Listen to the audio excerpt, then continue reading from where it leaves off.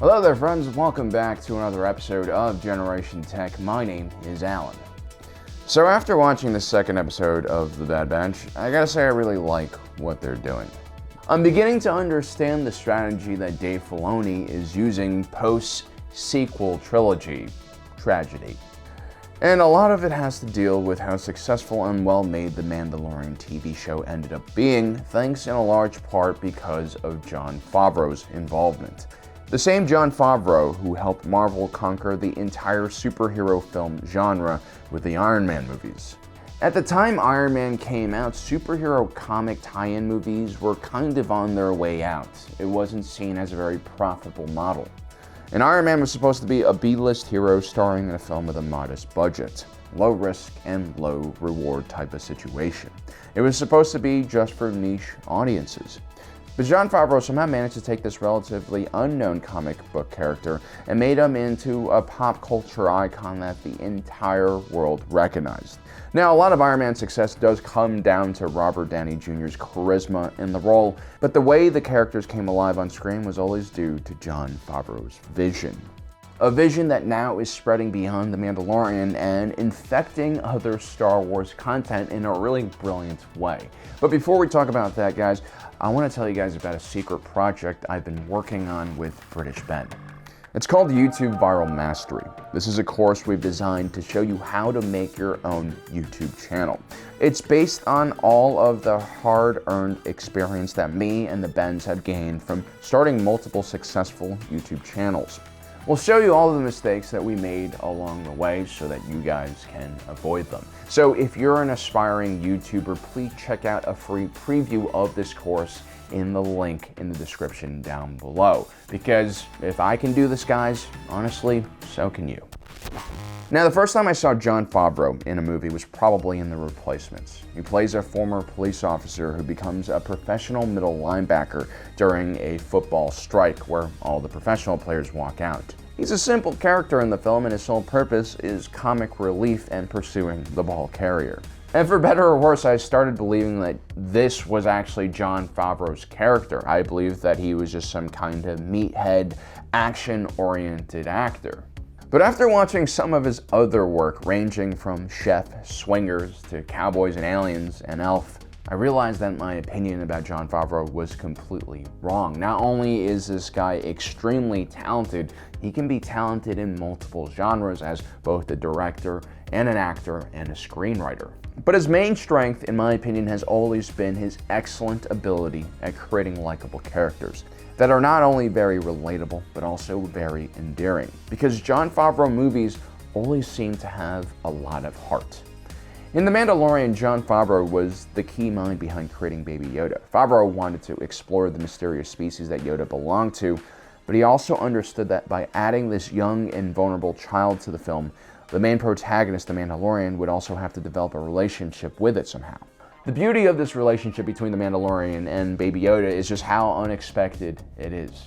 The Mandalorian is a bachelor. He lived in a terrible dark gunship, which is the equivalent of a modern bachelor's apartment that lacks both furniture and bed frames. The Mandalorian has guns and explosives lying around his not child-safe ship, along with carbonite frozen criminals tucked away in the shelves. It's the last place you want to have a baby roaming around in, but ultimately, it's through Baby Yoda that we learn that Din Djarin is actually a very decent human being, despite his very scary profession and appearance.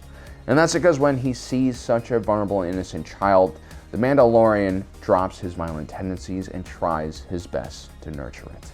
The unexpected parenthood trope always works. It always wins the audience over.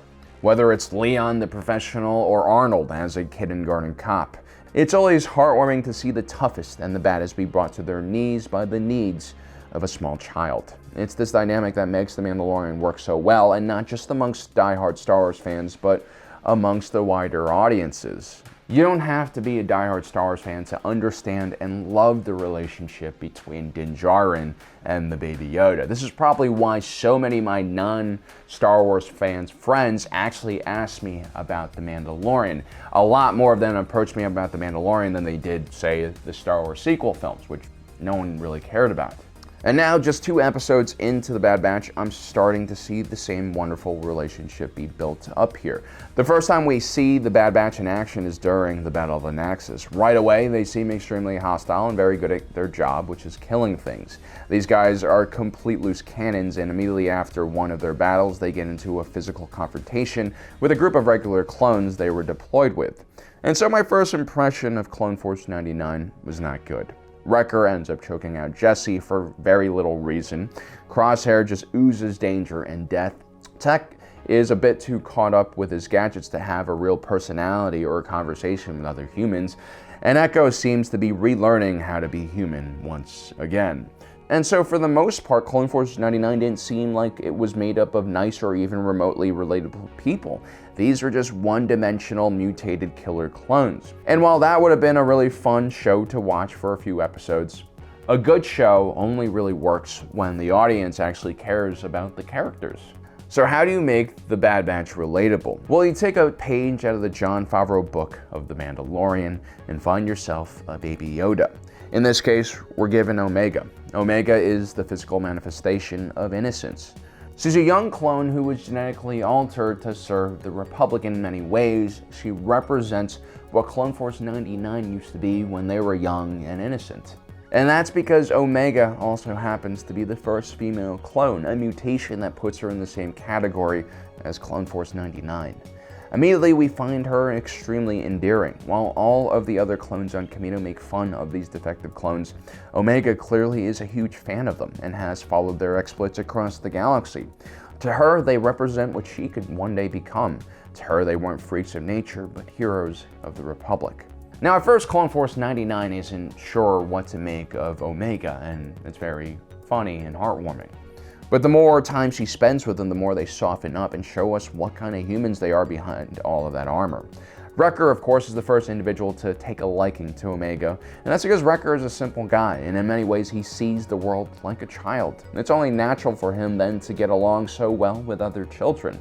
And given the fact that he's actually only 9 or 10 years old, thanks to accelerated aging, it's not all that strange for him to act the way he does.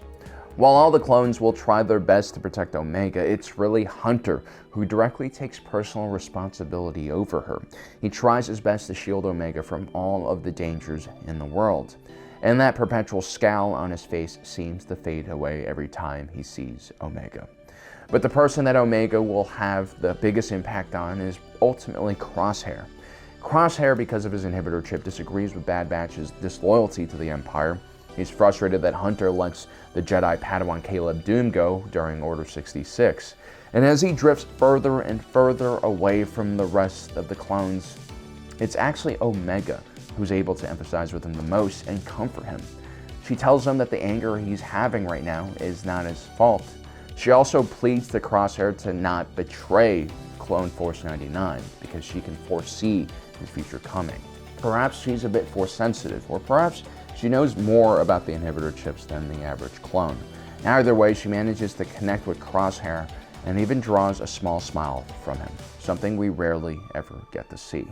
I think the small smile that Crosshair gives to Omega is a sign that he will eventually return. I think Omega will play a large part in making sure that happens. I think Omega is going to be the key to a lot of things, including how much audiences take to The Bad Batch. Characters like this are also the key to drawing larger audiences beyond the usual Clone Wars fans. Omega is the heart of the operation, just like Baby Yoda was the heart of The Mandalorian. And this is all captured by the wonder in her eyes when she travels into outer space for the first time.